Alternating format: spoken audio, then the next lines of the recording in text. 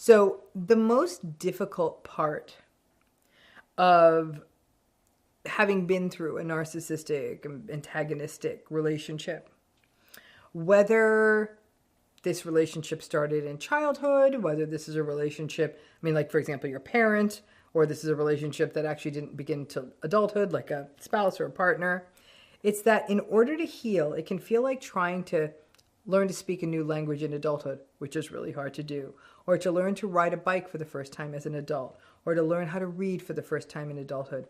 These things are hard for adults to learn for the first time. Our brains are not as plastic. Our bodies are not as flexible. So it's easier to learn new things as a child. Individuation is similar. The process of individuating, of having an identity of our own, it should have been unfolded over the course of childhood. And it always gets thwarted when a person has a narcissistic parent, an experience of trauma, or other forms of childhood adversity. Because the key element of healing in the long term is this thing called individuation. And when it happens right for a child, it seems as basic and easy as adding 2 + 2, or reading a sentence, or speaking a language if we had been hearing it since we were a child. Basically, individuation means recognizing that there is a you separate from other people, and that it's okay. And the part that it is your separate you is okay is the real juice of individuation. That you feel in your body that it is okay to be a someone separate from others that has different experiences, different feelings, different preferences. So if you didn't get to learn that in childhood, it is a tough and seemingly unsafe thing to learn in adulthood. And even if you did get that in childhood, then that's great. But if over time, the lesson you got in an adult close relationship is that the only way to be loved, or that the definition of love was that you not be a separate person, that you just basically get gobbled up by someone else, well, then that is like having something happen to you, and a basic ability, like being able to write a sentence that you learned in childhood, have that taken away from you. You may have grown up, some of you may have grown up in healthy families where being a separate individual is okay and it was safe. But then in adulthood, you meet someone toxic and all of that gets taken away because of the dynamics of that relationship. At the most basic level, and let's start there at the most basic level, let's just talk about this idea of individuation since it's so core to healing. Let's just actually start with it in a more basic way, as it applies to basic bodily functions. Theoretically, we know if we're hungry, or if we're tired, or we need to use the restroom, and that I may be hungry or tired or need to use the restroom, but someone else I'm with may not, right? I'm traveling with someone, I'm hungry, my friend is not. I need to use the bathroom. The other person, let's say we're in a car together, they don't, right? This is my separate self, physiologically my separate self. And so I could say, hey, I'm a little hungry, and if you're not, that's okay, but I got to eat something. But any of you who has been through one of these relationships knows that even this basic physiological needs can get stolen. We not only doubt ourselves, oh, I'm not tired, I'm just being a weak loser. Of course, that's a byproduct of all the gaslighting, but we may also slowly believe that we can only have physiological needs if they are in line with what other people say, like, I should only eat when other people are hungry. I shouldn't feel hungry when other people don't feel hungry. Or no one else needs to use the restroom, so I don't need to use the restroom. This can happen when people grow up in oppressive, narcissistic systems where the will of one person dictates everyone else's rhythms. That if your needs are different from those of the others, then you are the one who's being an inconvenience. Now, so much of this is a forerunner to trauma responses, such as the fawn response, and the dissociation from your sense of your separate self, if you will, is also a dissociation from your basic needs. In a narcissistic relationship, there's no separate you that gets to be hungry, that gets to eat, that gets to use the bathroom or gets to sleep. when we start witnessing the coercion of more severe narcissistic relationships, the control, the demand, and the shaming of your needs means that even your most basic self is not allowed to be separate. I personally grew up like this. I know this. And to this day, I carry bits and pieces of food in my bags. I go to the bathroom ahead of time so I don't inconvenience other people. And I assume that my fatigue is me not being good enough. Trust me, folks, I am 60. These patterns die hard. So normal development is organized around attachment and individuation. Human beings, human infants, are born quite fragile. Like when a little baby horse, what do they call it, foal, they can learn to walk pretty soon after birth. They may need their horse mom for milk and nutrients for a little bit, but little human fragile infant couldn't even last a day on its own. It would even be a few years before we could even be safe on our own. We are fully reliant on the adults in our world as baby humans. So these human caregivers become very high stakes relationships. So it really sucks, and it's very impactful if these caregivers are selfish, entitled, unempathic, lack compassion, pathologically selfish, put themselves first, or are downright abusive. None of that is good for attachment, which we need for survival, fragile little baby, and we need it for safety, and to learn all the stuff of being a person in a relationship that we're going to need for the rest of our lives, and to feel safe in the world, and to learn who we are and who we are in reference to others, to develop our own empathy in a balanced way, not too little empathy, but also not too much. So if all of these processes go well, it cues us up for individuation. Listen, if you've ever watched like a 3 or 4-year-old child running around in a park near their parent, they may run away from their parent a little bit, but they'll keep looking back and referencing to the parent. The parent's still there and they want to run. The safer the child feels, the farther they will run.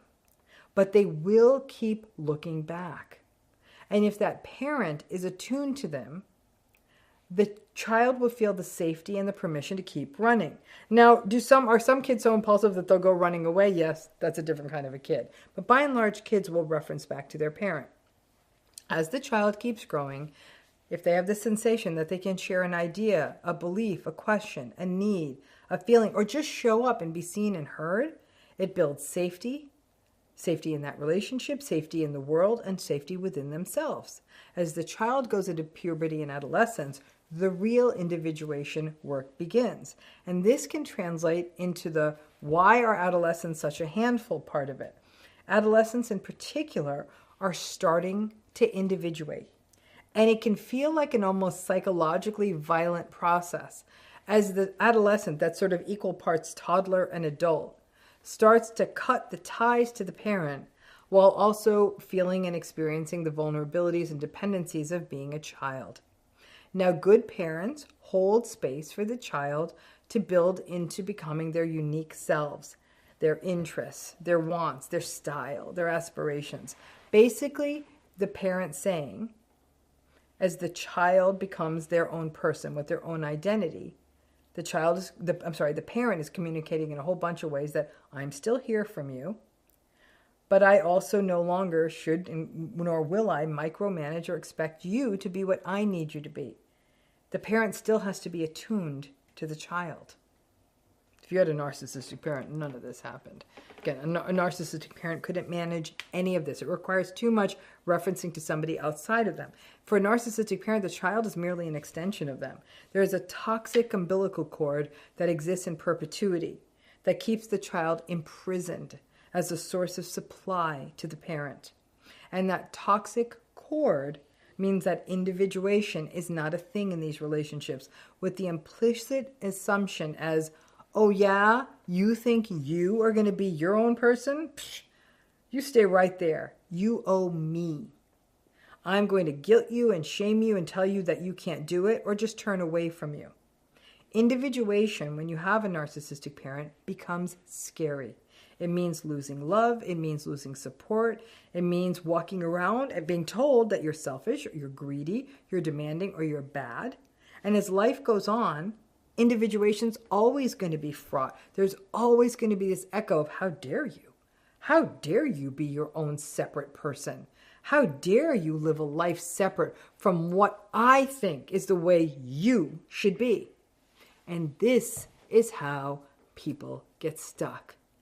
Because to become your own person, especially if this was your parent, is to meet, you're told, you become your own person, you're going to lose love and you're going to use safety, or so it feels.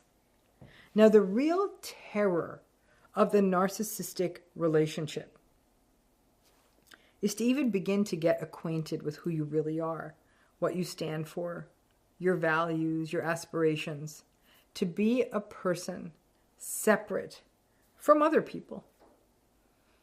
If abandonment is a core wound for you, and it is for many people, the message you get is that if you do dare to individuate, you're going to lose other people.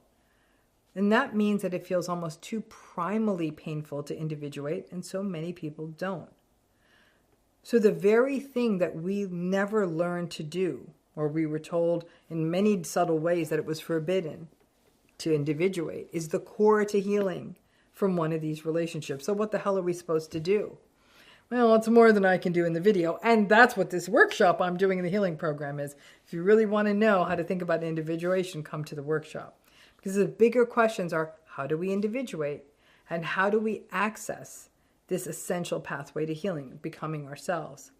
Listen, it's one thing, and it's crucial to healing, to radically accept the narcissistic behavior, what it is, what it's about, to have realistic expectations, to recognize it won't change, to grieve and see it and get it and have supports.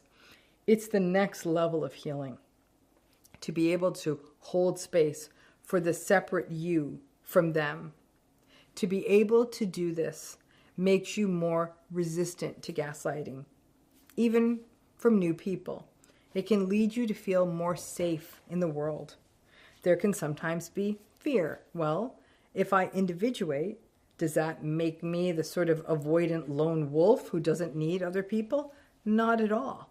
In fact, to be able to individuate, have a separate you that can welcome another person's separate you, will set you up better for relationships. There's a lot here. The stuff that happens within us in a narcissistic relationship, that stay small, don't ask for too much, the fawning, the giving in, the self-abandonment, all that is all the core of the narcissistic relationship experience. All of that contributes to what feels like the impossibility of individuation when you are in a narcissistic relationship. And these echoes can also linger and make this higher level element of healing, which is, again, so crucial, feel very difficult and even dangerous to access. So, but how difficult and dangerous it is, it's absolutely essential that we try. Well, I do hope you can join us for the workshop. And even if you're watching this down the line on a replay and you're not seeing it and in July and August of 2026, you can always join our healing program and watch the archives, including this workshop on individuation. Again, all links for this are in the video notes, but I hope this also gives you an introduction to why individuation is so important and kind of how it works. Thanks again.